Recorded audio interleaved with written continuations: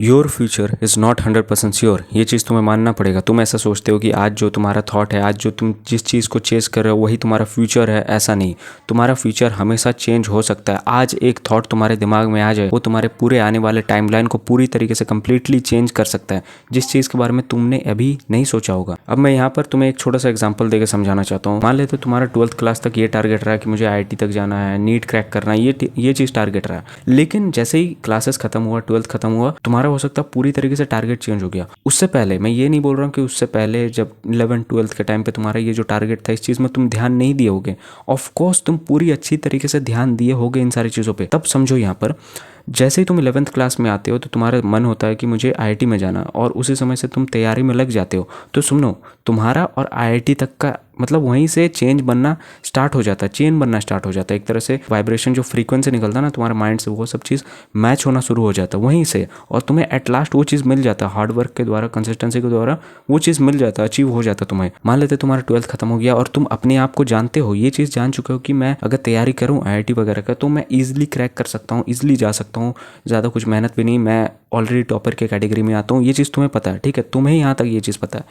लेकिन ये भी चीज़ हो सकता है तुमने इससे पहले तो ये चीज़ जान लिया था कि मैं जा सकता हूँ, IIT में इजीली जा सकता हूँ, लेकिन अब 12th में आके तुमने अपने पूरे माइंडसेट को चेंज कर दिया। तुम सोचे कि मुझे इस चीज़ में नहीं जाना, मैं अपना दूसरा कैरियर पाथ चूज़ करना चाहूँगा। तुम किसी और लाइन में चल गए, किसी और फील्ड में चल गए, बिजनेस में चल गए, किसी और चीज़ में, एंटरप्रेन्योरशिप जो हो गया, बहुत सारे ऐसा चीज़ हो गया, उन सारी चीज़ों को तुम सीखने लगे, काम करने लगे। तो क्या होगा? तुम्हारा क्या लगता है, तुम्हारा फ्यूचर बर्बाद होगा? नहीं, बर्बाद होगा। तुम जिस चीज को चेस करोगे वो चीज तुम्हें मिलेगा। तुम IIT को चेस करोगे, बड़े कॉलेजेस को चेस करोगे तो तुम्हें वो चीज मिलेगा। लेकिन अगर उसके बाद भी तुम उन सारी चीजों को साइड हटा देते हो, भले तुम टॉपर की कैटेगरी में ही क्यों ना आते हो, तुम उन सारी चीजों को साइड में हटा दो, फिर उसके बाद एक नया टारगेट बनाओ, तुम फिर उसको चेस करने लग जाओगे। तुम्हारा फिर वहां से टाइमलाइन एक दूसरा हो जाएगा। इस चीज को समझो। क्वांटम वर्ल्ड, क्वांटम मैकेनिक्स, इन सारी चीज़ों के बारे में अगर तुम थोड़ा बहुत भी वीडियोस देखोगे ना, तुम्हें बहुत सारे ऐसे चीज़ों के बारे में पता चलेगा। क्वांटम वर्ल्ड क्या कहता है पता है? तुम जो जो चीज़ सोच सकते हो आज के टाइम पे, तुम्हारा फ्यूचर के बारे में छोड़ दो, वो तो होगा ही, जो चीज़ सोच सकते हो वो चीज़ तुम्हें मिलेगा।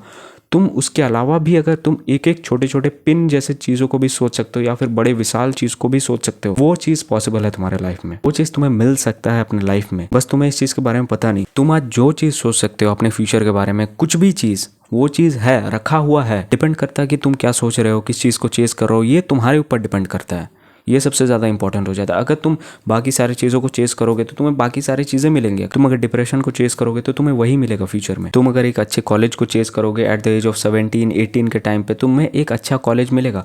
और अगर तुम एक बड़े ड्रीम को या फिर बड़े टारगेट को अचीव करना चाहोगे एट द एज ऑफ 30 ही सही, 30 में ही सही, तुम्हें फिर वो चीज़ मिलेगा। समझ रहे हो? तुम्हारा जो सोच है ना, तुम्हारा मतलब लिमिट है ही नहीं, तुम्हारे सोच का लिमिट है ही नहीं। ये कहीं तक भी सोच सकता है। जो चीज़ आज तुम सोच सकते हो वो चीज़ तुम्हारे फ्यूचर में रखा हुआ है, बस तुम्हारा वेट किया जा रहा है। बहुत सारे ऐसे लोग बोलते हैं कि हमारा जो हाथ का लकीर है वही सबसे पता चल जाता है कि फ्यूचर क्या होने वाला है। ठीक है, इसका एक अलग स्टडी होता है, मैं मान सकता हूँ, इसमें तुम्हें बहुत सारी चीज़ों के बारे में पता चलता है। लेकिन तुम्हारा जो फ्यूचर है ना, वो चीज़ ऐसा नहीं कि डिसाइडेड है। देखो, तुम जो चीज़ चाहते हो वो चीज़ मैं सोच सकता हूँ कि तुम्हें मिलेगा। ठीक है, तुम जो चीज़ चाहते हो, तुम्हें एक बड़ा गाड़ी मिल सकता है, जेट वगैरह, एरोप्लेन वगैरह, जो चीज़ चाहते हो तुम्हें वो चीज़ मिलेगा। चाहे वो चीज़ कितना ही ज़्यादा इंपॉसिबल क्यों ना हो, कितना ही हार्ड काम क्यों ना हो, हार्ड टास्क क्यों ना हो, वो चीज़ तुम्हें मिल सकता है। तुम बस उस चीज़ को मानते नहीं हो, भरोसा नहीं करते हो, बिलीव नहीं होता है। बिलीव तुम्हें करना पड़ेगा भाई। इन सारी चीज़ों में प्रूफ किया जा रहा है। आज के टाइम पे साइंटिस्ट, रिसर्चर्स क्या कर रहे हैं? रिसर्च कर रहे हैं, प्रूफ ही तो कर रहे हैं ना।